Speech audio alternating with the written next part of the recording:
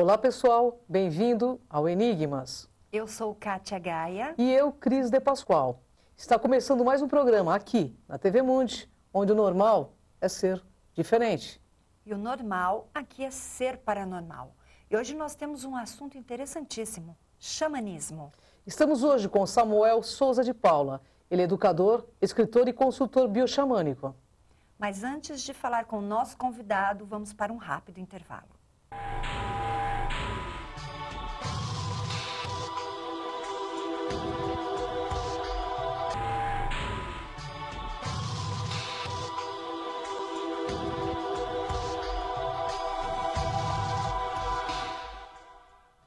Estamos de volta com o Enigmas. Estou aqui para falar sobre a parte metafísica do programa. Para você que tem alguma sugestão e queira nos deixar um recado, envie um e-mail para enigmas@tvmundi.com.br. Olá, Samuel. Bem-vindo ao programa Enigmas. Gratidão pela tua presença. Vamos falar um pouco de xamanismo. O xamanismo é um termo genericamente usado em referências a práticas mágicas e religiosas. O que é exatamente o xamanismo? Então, essas práticas xamânicas, o xamanismo, etimologicamente falando, a palavra xamã, ela surge lá em 1698, a primeira vez que ela surge no inglês, né? No inglês, utilizado, né, sendo formatado pelos antropólogos. Correto. E a palavra xamanismo, lá em 1790, é um conceito, é uma ideia que os antropólogos utilizam a partir de seres humanos que faziam determinadas práticas médicas, religiosas, de cura, há muito tempo atrás. Coloca aí uns 10 mil anos atrás. Tem algumas pessoas falam que é anterior a isso, anterior a 10 mil anos atrás. Correto. O xamanismo no Brasil é constante? Vamos observar. A palavra xamânica, xamanismo é uma palavra voltada para os estudos das práticas desses seres humanos que ligavam, se conectavam com a natureza, com as forças de cura, certo? No Brasil também teve os seres humanos que aqui utilizavam práticas de conexão com a natureza, de conexão com as plantas, de conexão... Vamos ver a cosmogonia, como é que é isso. Certo. Eles observam a natureza e vê tudo como sendo uma família.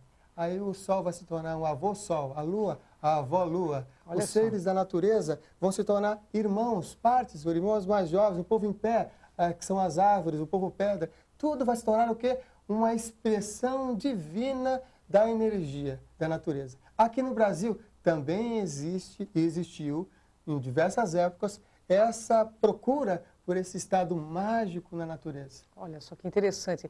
Dentro do xamanismo, é possível conseguir uma autocura?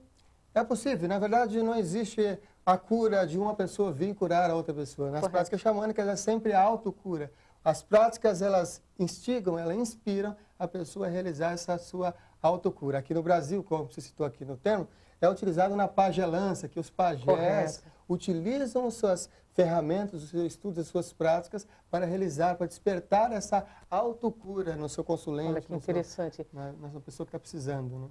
Samuel, uma pessoa que esteja doente, quando ela procura um xamã e ela deixa a queixa dela, o que exatamente o xamã faz com essa pessoa? A primeira coisa que o xamã faz, ou a pessoa que trabalha com cura, é exatamente ir em busca daquilo que a pessoa, o que é que ela está querendo ali, é a sua intenção, qual é o poder da intenção, o que ele busca. Certo. É óbvio que cada ser humano tem as suas buscas, alguns vão buscar coisas relacionadas com relacionamentos, outras com a saúde propriamente dita, outras com liderança, outras com propósitos de vida. Cada uma das pessoas que chegam na frente do xamã, ela sempre ele procura isso, procura qual é a sua intenção. O que é que você vem buscar aqui nesse círculo de cura, nessa roda de cura, ou nesse trabalho de pagelança? Ele atua como o papel xamã, correto. Ele atua como líder, ele atua como poeta, ele atua como médico, ele atua como aquele que traz uma nova realidade. Você, no início do programa, vocês falaram sobre sair da normalidade, né? Isso. Porque a norma, para os conceitos xamânicos, é o quê? A norma é a caixa. Aí tem uma fala do pajé, que diz assim, nós que moramos nas cidades, Serra de Pedra, como a gente mora, correto. Moramos em casas que parecem caixas, trabalhamos em casas que parecem caixas, exatamente. E vamos de uma caixa a outra em caixas que andam. São considerados o povo caixa, que vê e enxerga tudo separado. Ele vê isso separado, caixa, compartimento, tudo isso quadradinho, cada um no seu quadrado, isso são as normas. Tem que fazer assim, assim, assim, assim. Enquanto que para a visão xamânica, para essa visão mais espiritual, xamânica, é mais o círculo, o natural. é fluir na natureza. E natureza é o círculo, é o fluir. É essa fluidez que traz a cura. É como nossas águas. Nosso corpo é feito de quê? Boa parte de água. Então aqui há um conceito de unidade, então. Há um conceito de tudo estar conectado. Correto. E nós somos partes da natureza, não é um ser separado da natureza, mas juntos e vivemos junto com ela. Na verdade, as práticas, as doenças, elas surgem através de 3 motivos. Mas as bases desses 3 motivos xamânicos é essa perda de ligação com essas forças naturais. É muitas normas para pouca naturalidade. Olha, que legal, hein? Muitas normas para pouca naturalidade. Isso é muito sério, gente. E o que você diria para o nosso internauta para conseguir essa reconexão com o todo? Eu vou citar, já que a gente falou sobre doença, sobre cura, eu vou citar as 3 formas que é comum se explicar nas práticas xamânicas de ficar doente. São, a primeira delas, é a perda do seu animal de poder. Nos conceitos xamânicos, cada um de nós temos um animal de poder. E essa força animal, ela instiga, faz com que a gente fique saudável no nosso cotidiano. Esse animal de poder, ele pode enfraquecer, ou pode ficar machucado, pode fugir. Dançar com essa força animal. Instigar um pouco mais, colocar energia, pode, se tiver algum instrumento, alguma coisa, ou uma música, coloca lá no CD e dança com essa força animal. Essa é uma primeira prática que ela pode fazer, mesmo vivendo na cidade grande ou nas grandes metrópoles, por exemplo. Segundo... Uma pergunta aí que eu acho que, desculpa te interromper, o internauta vai querer saber. Como fazer para saber qual é o animal de poder de cada pessoa? Você sabe que existem diversas práticas que nas práticas xamânicas se desenvolvem para descobrir o seu animal de poder. Na forma que eu utilizo, na forma que eu trabalho há muitos anos, é assim. Existe a pessoa que tem o seu animal de poder, o seu animal clã, o seu animal de proteção e o seu animal auxiliar. Mas uma coisa que a pessoa pode observar é aquele bicho, aquele animal que apresenta para você desde quando você estava na infância, aquele que vai apresentando na sua vida constantemente. Esse animal pode ser o seu animal de poder. Não é por acaso que ele apareceu para você, não é um acaso. Outra coisa que você pode fazer é ir numa jornada ao som do tambor. Hoje eu não trouxe o meu tambor, mas ao som do tambor, você entrando nesse estado xamânico de consciência, esse estado alterado de consciência, você pode ir em busca desse seu animal de poder. Esse animal de poder te fortalece a nível energético. É o primeiro ponto que faz você ficar com a saúde, faz ficar cheio de energia, ficar cheio de vitalidade, porque ele lida com o quê? Com a sua resistência. Olha só, mas você falou que tem mais duas... Além dele, tem mais 2 coisas que fazem com que a gente fique doente, de acordo com vários ensinamentos xamânicos. Tanto os ensinamentos xamânicos aqui do Brasil, quanto também os norte-americanos, do Canadá, em diversos outros países que tiveram essa oportunidade de entrar em contato. A segunda forma é o mais comum aqui no Brasil de a gente encontrar, porque nas linguagens xamânicas fala que é o ovo luminoso. Certo. Você tem que estar com esse ovo luminoso protegido, forte. Aí aqui é muito mais fácil você entender, porque esse ovo luminoso a gente entende como a aura da pessoa. Então, se esse ovo luminoso ele está furado, ele pode ter a propensão de entrar energias intrusas e invadir o sistema imunológico também. Você pode estar entrando numa situação difícil, complicada, de desconexão e gerar aí uma doença. Correto. Já que eu trouxe a maracá aqui, uma das práticas que pode ser feita para ativar essa energia, essa força desse ovo luminoso, é imaginar que existe, como existem sementes dentro dessa maracá, como se essas sementes que estão aqui dentro da maracá fosse energia que subisse e descesse, descesse e subisse, descesse e subisse, desce e sobe, dentro desse ovo luminoso. Isso faz o quê? Fortalece a energia, o que a gente vai conhecer como estado vibracional. A energia sobe, desce, sobe, desce, sobe, desce. É uma das práticas xamânicas antigas que eles utilizavam a maraca para ativar essas forças do ovo luminoso. E o terceiro, porque antes de terminar eu quero te fazer uma outra pergunta, né? O terceiro é um dos mais graves nos estudos xamânicos, que é a perda da alma.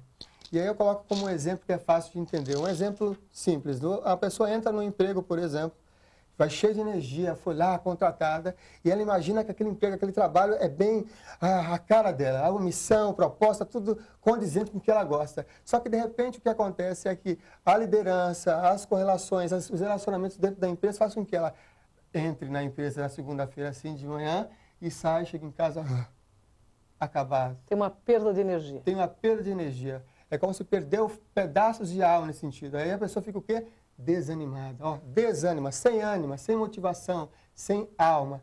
Pode acontecer no trabalho, pode ser, por exemplo, na educação. Pai e mãe, a gente fala de normas, eles dizem nas práticas xamânicas que o pai e a mãe são especialistas em roubar pedaços de alma. Olha só. Eles falam assim, você vai ter que ser advogado, você vai ser médica. Mas eu quero ser pianista, eu quero ser músico, eu gosto de artes. Mas tem que ser porque tem que ter dinheiro. Então, é as normas. Isso faz o quê? A pessoa lida com a situação, se torna um profissional naquela área apenas para cumprir algo que os pais queriam. E o que acontece? Ela não sente alma naquilo. Sai fora de sua rota essencial, né? Exatamente. E aí acaba perdendo pedaços de alma em diversos assuntos, em diversos lugares, nos relacionamentos, na vida, no cotidiano. Para essa cerimônia, eles utilizam as práticas xamânicas, uma cerimônia específica com o tambor também, para resgatar esses pedaços que ficam perdidos. O resgate de alma. Exato. Fica perdido em diversas dimensões, né? Pode ter causado por traumas, ou pode algum acidente muito grave, um assalto, alguma coisa que mexe muito com a pessoa. O que acontece? Esse pedaço de alma faz com que a pessoa saia, se desligue dessa situação emocional. Inclusive, muitas pessoas, na situação traumática, nem se lembram por conta disso. Correto. Por conta de não sentir aquela dor. Aí é um mecanismo natural. E aí, esses pedaços podem ficar em outras dimensões para não serem resgatados, para serem resgatados. Uma pergunta final aqui para encerrar essa parte do programa. 2012. Gostaria que você falasse para o nosso internauta, no seu ponto de vista xamânico, de xamã que é, o que vai acontecer? 2012. O que vai acontecer em 2012 é o que tem acontecido no decorrer de todos esses anos, um processo evolutivo na mentalidade dos seres humanos. Eu, inclusive, vou estar nas datas, como se estipula em diversos calendários, dançando, curtindo. O que eu vou fazer lá na data de 22 de dezembro? Vou estar dançando no alto da montanha, lá perto de Machu Picchu, bem pertinho ali daquela região. Fazendo o que eu gosto de fazer. Manter as vibrações, as danças, os processos de vibrações para a cura. Não fique com medo, não fique receoso de situações catastróficas, porque você observa que o planeta ele passa por situações naturais constantemente. O que você precisa ter é uma conexão com o seu natural. Pergunte aí para o seu coração, o que é que você acha que é o melhor para você fazer nessa situação em que todo mundo fica meio que temeroso nessa situação? O que é que você pode fazer para você ficar no seu natural? E o natural é, você está condenado a ser feliz. De uma forma ou de outra você vai ser feliz. Se você manter essa sua felicidade, se você manter essa conexão com a sua alegria, pode o mundo acabar, que daqui a pouco vem um outro. Pode o mundo ficar como está. E daqui a pouco você cria um outro mundo, porque a sua visão vai melhorando os seus passos na vida. O importante é manter a sua consciência lúcida em relação a tudo que acontece no seu cotidiano, prestar mais atenção, porque aí o medo vai reduzindo e aí a sua consciência vai se ampliando. Ok. Tá vendo, gente? Aqui no Enigma, espiritualidade é cultura. E cultura aqui espiritualiza. Fique agora com Kátia Gaia. E voltamos. E gostaria de agradecer o apoio das lojas Segimagem. A Segimagem é pioneira em sistemas de segurança e trabalha com os produtos de última geração em circuito fechado de TV e interfonia. Acesse o site da Segimagem para conhecer toda a linha de produtos, www.segimagem.com.br. E volto aqui com uma conversa muito interessante com o Samuel, nosso convidado. Tudo bem, Samuel? Tudo ótimo. Bem, falar sobre xamanismo é muito interessante. E eu quero voltar assim para perguntar o papel da mulher no xamanismo. Olha, o papel da mulher, não somente no xamanismo, mas no mundo e na evolução do planeta é fundamental. A gente observa no nosso cotidiano como o mundo realmente ele é das mulheres, entende? É das mulheres. Por quê? Nós somos filhos das mulheres e as filhas também são filhas das mulheres. Toda a geração de educação, inclusive, é partido também desse sentido das mulheres. E existem algumas regiões, algumas etnias, alguns povos que até hoje se mantém essa reverência muito sagrada a esse espírito do feminino, o sagrado feminino. Então, nas práticas xamânicas, essa reverência à grande mãe, a mãe terra, onde nós estamos desenvolvendo a nossa experiência de vida na mãe, numa grande mãe, na mãe terra. Essa reverência consagrada nas danças, nos cantos, nos pedidos, nas sintonias. Então, é de suma importância a mulher, o feminino, inclusive nas práticas xamânicas. A maioria das pessoas que buscam e procuram as práticas xamânicas são também as mulheres, porque é esse sentido da intuição, essa coisa de conexão. Mas não exatamente que seja matriarcal. Não exatamente que seja matriarcal, mas nós temos os dois aspectos, nós seres humanos. Certo. Tanto o aspecto do feminino quanto o aspecto do masculino.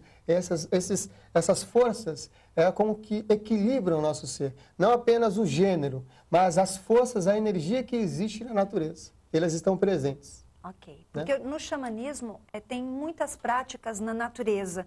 E hoje em dia, devido à urbanização, como é feito isso?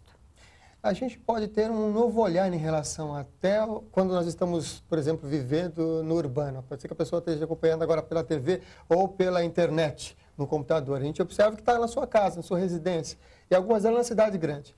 Se nós modificarmos o olhar em relação aos elementos, por exemplo, quais são os elementos? Terra, fogo, água e ar. Esses elementos, eles estão presentes em todas as nossas relações. O que é o elemento fogo nas nossas residências? Está lá no micro-ondas, está lá no fogão, está lá na eletricidade, na energia que liga aí a sua TV ou o computador. Essas forças, elas continuam sendo e estando presentes no nosso cotidiano.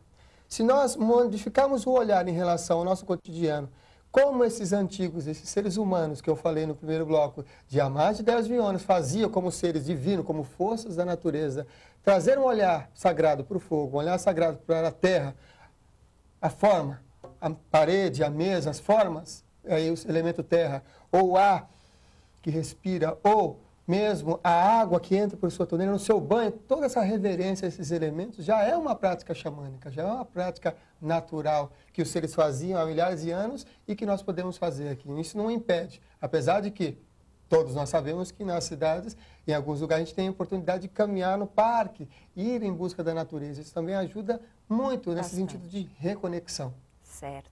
Bem, uma pergunta muito interessante, né? As ervas de poder, as bebidas que são utilizadas no xamanismo hoje, que todo mundo fala, né? Sobre a ayahuasca e outras. O que você tem a dizer? É consumido? Eu não digo que é consumido como nesse sentido da palavra do consumo. Elas são utilizadas em rituais específicos para entrar nesse estado alterado de consciência. Elas são úteis, importantes, reverencio, respeito, e tenho vários amigos que são mestres nessas cerimônias ligadas às plantas de poder, às plantas mestras. Eu optei por trabalhar mais com a sonoridade. Se sonoridade com maracá, se sonoridade com tambor. Por quê? Porque eu gosto dessa possibilidade de nós atuarmos no meio urbano, na cidade grande, nas grandes metrópoles, ou meio ao nosso cotidiano, com ferramentas sonoras. Eu gosto muito dessas vibrações, mas elas são utilizadas, assim como os instrumentos de poder, para entrar num estado alterado de consciência e acessar essas forças com maior potência, com maior conexão. E quais são os instrumentos que vocês utilizam ritualisticamente? Um dos mais conhecidos e talvez um dos mais importantes em diversas culturas do mundo é o tambor. E o tambor ele é aquele que, a batida de 120 a 150 batidas por minuto, essa onda vibratória que faz, que atua, que gera, com essas batidas faz o quê? Faz com que gere uma onda e essa onda cria uma propensão às suas ondas cerebrais baixarem, sair de um estado e entrar no estado alfa, por exemplo. Com a sonoridade do tambor. É utilizado para entrar nesse estado alterado de consciência. O outro instrumento, o segundo talvez no ranking dos instrumentos xamânicos, é o maracá, ou um baracá, que é um instrumento muito utilizado aqui dos nossos índios, dos índios aqui do Brasil. O que ele faz? Qual é o símbolo? Né? A gente estava conversando um pouquinho antes de começar. Qual é o símbolo do maracá? Aqui tem duas conexões importantes. A gente falou sobre o sagrado feminino. A cabaça, que é esse círculo, ele simboliza o útero da mulher, o útero, a mulher, o feminino, enquanto que essa haste simboliza o quê? O masculino. Então aqui é a conexão, Pai, céu, mãe, terra. Então aqui é como se o universo casasse num instrumento. E quando esse universo, com os seus aspectos masculinos e femininos, estão casados, gera uma sonoridade. E essa sonoridade, ela cria também ondas vibratórias, energias que ativam essas forças dentro do nosso corpo. E elas estão ligadas energeticamente com algum órgão? Isso tudo propicia uma instabilidade, o equilíbrio nas pessoas? A maraca em específico, ela é ótima para mudar as energias. Se eu, por exemplo, ficar tocando um pouquinho a maraca, essa vibração cria nas próprias células das pessoas, daquele que escuta, mudanças. Ela fica mais ativa. O tambor parece o coração também. É o primeiro som que a gente escuta. Não é? Quando a gente está no útero da nossa mãe. Ele é o representante do coração da mãe. Dum, dum, dum, dum, quando estamos lá no útero.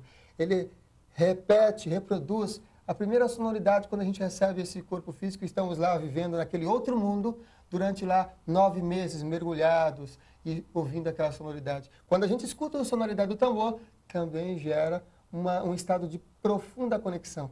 Vamos dizer que maracá, nesse sentido, ele ativa mais a energia, enquanto que o tambor faz você entrar numa profundidade e numa conexão mais sutil, essa conexão com o coração. Bem, eu quero que você passe, por favor, os seus contatos, porque eu sei que você tem as oficinas de tambor, você também tem outros trabalhos, né, as técnicas. Por favor, passe para o nosso teleinternauta. Eu vou sugerir que as pessoas que estão gostando desse bate-papo, dessa participação aqui no programa Enigmas, que eu agradeço de coração, entre no site de um blog espiritualidadenatural.blogspot.com. A gente falou no primeiro bloco sobre essa coisa do natural, então é espiritualidade natural, essa coisa do círculo. Lá na espiritualidade natural você vai ter várias informações relacionadas com as práticas xamânicas, vai ter muitos textos que você pode acessar, inspirações e cursos que vocês podem entrar em contato. A gente está sempre à disposição aí para qualquer esclarecimento relacionado com esses assuntos xamânicos, né? E qualquer pessoa pode se tornar um xamã?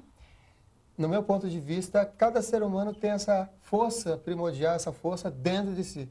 Ela tem essa propensão de desenvolver esse aspecto curador, esse aspecto healing dentro de si. Então, de uma forma ou de outra, eu, você, todos nós, temos esse xamã interior. É esse que faz aquela autocura que a gente comentou no primeiro bloco. Sim. É essa autocura. Então, todos nós temos essa propensão de sermos, sim, verdadeiros xamãs da vida e ajudar na cura planetária, na cura da nossa vida e na cura das nossas relações. Bem, qual que é o teu encontro dentro do xamanismo, a sua busca, qual ela foi? É essa consciência hoje de levar para as pessoas um pouquinho da mãe natureza, um pouquinho dessa questão interior? Talvez assim, como uma parte histórica, a gente falou sobre surgir 10 mil anos atrás, lá o xamanismo. Ela surge quando os seres humanos entram em contato com a natureza. Eles saem do corpo e observam a natureza e observam algumas coisas que existem no sutil. Meu intuito, a minha inspiração é exatamente ampliar essas percepções, esses voos mágicos xamânicos, essas percepções de lidar com a vida como sendo representações de energia, de que tudo realmente é energia. Sim. O meu intuito é esse, trazer essas inspirações e reconectar com essas forças naturais que existem no ser humano para ser uma vida mais saudável, com maior qualidade de vida, com maior propósito, porque o intuito é despertar o propósito de vida. Por exemplo, você descobre lá o seu animal de poder, o seu animal clã, o seu animal de proteção e o seu animal auxiliar, eles falam, eles dizem nas práticas qual é o seu propósito de vida. E você sabendo o que você veio fazer aqui, o que você sente que veio fazer aqui, o que seu coração vibra, isso facilita muito na harmonia e de você alcançar a felicidade na vida. E esses animais mudam no decorrer do tempo? Você utiliza outros animais ou esses 4 únicos? Na verdade, temos todos os animais presentes dentro da gente. Né? Então... Na verdade, nós temos todos os animais, todos os bichos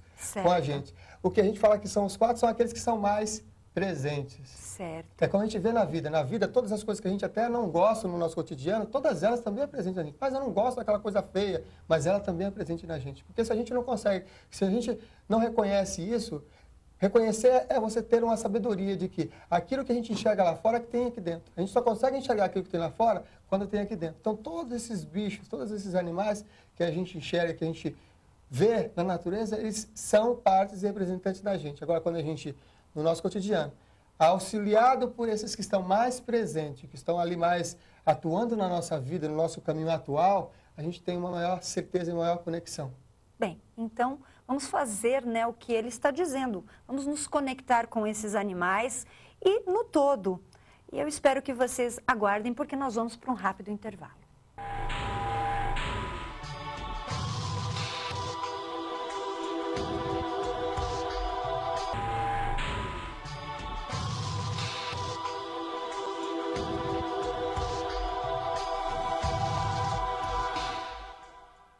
Estamos de volta ao programa Enigmas, mas infelizmente o nosso tempo acabou. No próximo programa, novos convidados e novos temas. Muito obrigada, Samuel. Gratidão, Samuel. Gratidão e um beijo de luz. Gratidão. Até o próximo Enigmas.